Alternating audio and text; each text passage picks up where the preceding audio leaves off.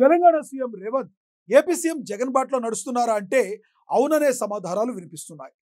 ప్రజల మేలు కోసం ఎలాంటి నిర్ణయానికైనా వెనుకాటం లేదు ఈ మాస్ మహారాజ్. 33 జిల్లాలను కుదించేందుకు కాంగ్రెస్ ప్రభుత్వం రంగం సిద్ధం చేసుకుంటుంది. 17 పార్లమెంట్ స్థానాల్లో ఒక్కో జిల్లా చొప్పున పునర్విభజన చేసేందుకు రెడీ అవుతున్నారు CM Revanth Reddy. Local body elections complete కాగానే ఈ ప్రక్రియపై ఫోకస్ పెట్టనుంది సర్కార్. తెలంగాణలో 17 జిల్లాలు ఉంటాయా లేక ఇంకా పొడిగిస్తారా, తగ్గిస్తారా? ఓసారి చూద్దాం. జిల్లాల సర్దుబాటుపై సీఎం రేవంత్ ఫోకస్. శాస్త్రీయంగా జిల్లాల విభజన జరిగిందని విమర్శ. తెలంగాణలో 33 జిల్లాలు అవసరం లేదని వాదన. ఏపీలో లోక్సభ స్థానాల ఆధారంగానే జిల్లాలు. తెలంగాణలోను జగన్ విధానంపై రేవంత్ ఆలోచన. 17 జిల్లాల తెలంగాణ మేలని మేధావుల సలహాలు. ఇష్టం వచ్చినట్లుగా జిల్లాలు చేసిన KCR. Local body election complete కాగానే వెంటనే జిల్లాల కసరత్తు. సీఎం రేవంత్ రెడ్డి కొత్త జిల్లాల రేషనలైజేషన్ విషయంలో కీలక నిర్ణయం తీసుకున్నట్లు తెలుస్తోంది. స్థానిక సంస్థల ఎన్నికలు పూర్తి కాగానే తాను అనుకున్న ప్రకారం కొత్త జిల్లాల సర్దుబాటు ప్రక్రియను మొదలుపెట్టినట్లు సమాచారం అందుతుంది. అయితే ఈ రాష్ట్రంలోని కొత్త జిల్లాల రేషనలైజేషన్ విధానంపై ఆయన ఇప్పటికే ఓ నిర్ణయానికి వచ్చేసినట్లు కూడా సచివాలయ వర్గాల్లో చర్చ నడుస్తోంది. ముఖ్యంగా ఆయన జిల్లాల క్రమబద్ధీకరణ ప్రక్రియలో ఆంధ్రప్రదేశ్ ముఖ్యమంత్రి జగన్మోహన్ రెడ్డి ఏపీలో అనుసరించిన ఫార్ములానే ఇక్కడ కూడా తెలంగాణలో ఇంప్లిమెంట్ చేయాలని భావిస్తున్నారట.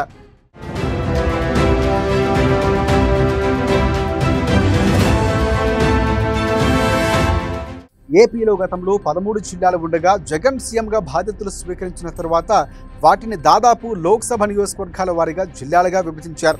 జగన్ తీసుకునే నిర్ణయంపై అప్పట్లో ఆంధ్రప్రదేశ్లో ప్రతిపక్ష టీడీపీ నుంచి కానీ ఇతర రాజకీయ పార్టీల నుంచి కానీ పెద్దగా విమర్శలు రాలేదు. ఒక్క కోనసీమ జిల్లా పేరు ప్రతిపాదన విషయంలో మాత్రమే అల్లర్లు చెలరేగాయి. అంతకుమించి ఏపీ సీఎం జగన్మోహన్ రెడ్డికి పెద్దగా ఇబ్బందులు ఏర్పడలేదు. అంతేకాక అందరికీ అనుకూలంగా ఉండేలా కొత్త జిల్లాలు ఏర్పాటు చేయడంపై జగన్ ప్రజల నుంచి ప్రశంసలు కూడా అందుకున్నారు. ఇది ఒక రకంగా ఆంధ్రప్రదేశ్లో వైసీపీకి రాజకీయంగా కొంత మైలేజ్ కూడా తెచ్చిపెట్టింది.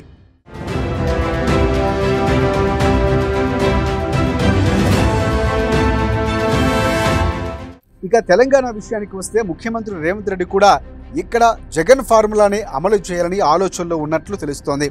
ప్రస్తుతం తెలంగాణలో 33 జిల్లాలు ఉన్నాయి. అయితే ఆంధ్రప్రదేశ్తో పోల్చుకున్నప్పుడు తెలంగాణ విస్తీర్ణంలో చిన్న రాష్ట్రం. అయితే ఇంత చిన్న రాష్ట్రంలో 33 జిల్లాల ఏర్పాటు అనేది అంతగా శాస్త్రీయత కాదని విమర్శలు కూడా వినిపిస్తున్నాయి. కేంద్ర డిఓపిటి కూడా తెలంగాణలో 17 జిల్లాల ఏర్పాటు సరిపోతుందని గతంలోనే సూచించింది. అయితే వీటిని మాజీ ముఖ్యమంత్రి కేసీఆర్ పట్టించుకోకుండా ఇష్టం వచ్చినట్లుగా జిల్లాలను ఏర్పాటు చేశారు.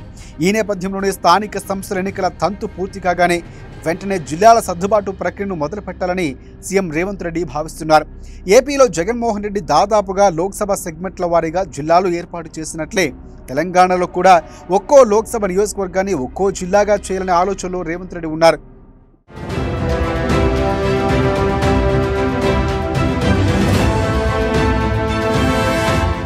ఇందుకోసం పరిపాలన పరంగా అంతగా ప్రాధాన్యత లేని జిల్లాలను వాటి పక్క జిల్లాల్లో క్రమబద్ధీకరించేందుకు అవసరమైన ప్రణాళికలను రూపొందించాలని అధికారులకు సూత్రప్రాయంగా ఇప్పటికే ఆయన ఆదేశాలు ఇచ్చినట్లు సమాచారం.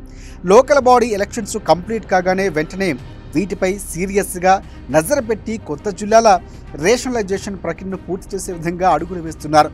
పార్లమెంటు నియోజకవర్గాలను జిల్లాలుగా ప్రకటిస్తే ప్రస్తుతం ఉన్న జిల్లాల్లో ఆసిఫాబాద్, నిర్మల్, జగిత్యాల, మంచిర్యాల, సిరిసిల్ల, సంగారెడ్డి, సిద్దిపేట, కామారెడ్డి, వికారాబాద్, రంగారెడ్డి, నారాయణపేట, గద్వాల్, వనపర్తి, జనగాం, సూర్యాపేట, భూపాలపల్లి, ములుగు, భద్రాద్రి కొత్తగూడెం జిల్లాలు రద్దవుతాయి. అయితే రేవంత్ తీసుకోబోయే నిర్ణయాలపై మునుముందు ఎలాంటి అనుకూల ప్రతికూల పరిస్థితులు ఏర్పడే అవకాశాలు ఉన్నాయనేది మాత్రం వేచి చూడాలి.